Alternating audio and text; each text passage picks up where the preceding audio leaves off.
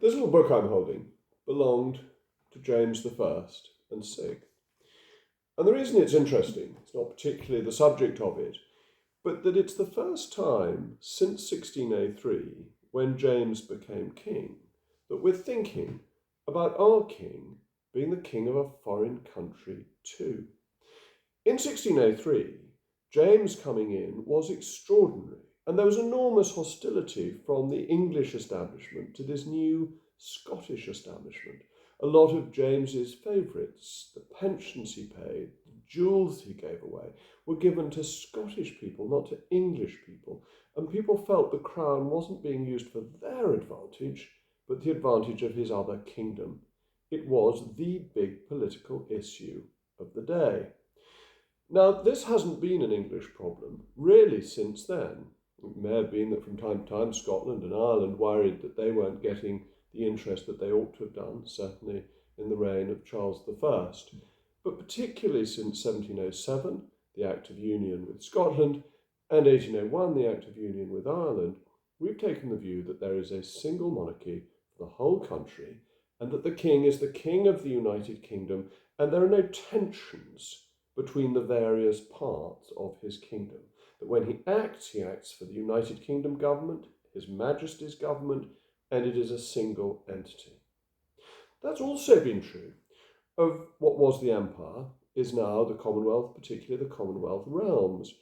Because the constitutional monarch is essentially symbolic, there was never any tension between the activities of the King of Australia or the King of Canada and the King of the United Kingdom. Even when Whitlam was fired as the Australian Prime Minister by the Queen, or strictly by the Governor-General in Australia in the early 1970s, that had no effect on the Crown in the United Kingdom. It wasn't a matter that affected British politicians.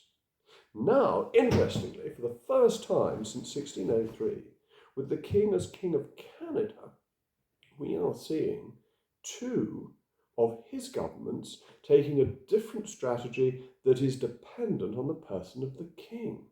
So the British government, led by Keir Starmer, is advising the king to be very friendly to Donald Trump, to invite him on a state visit, to accentuate the personal relationship between the head of state of the United Kingdom and the head of state of the United States of America. On the other hand, Canada is taking a very different line after Donald Trump has suggested it become the 51st state and has threatened it with very heavy tariffs and was extremely rude about the former Prime Minister, Trudeau, something I happen to sympathise with, but that's slightly beside the point. The Canadian government has used the king to emphasise the independence of Canada, its status as a sovereign nation and not part of the United States, and some part of the world that is never going to be part of the United States either. And this is a fascinating dilemma for the king because he is one man. He is King Charles I, King of Great Britain and Northern Ireland and his other realms and territories. But he's been given two clearly different pieces of advice in relation to his soft power, to his diplomatic role.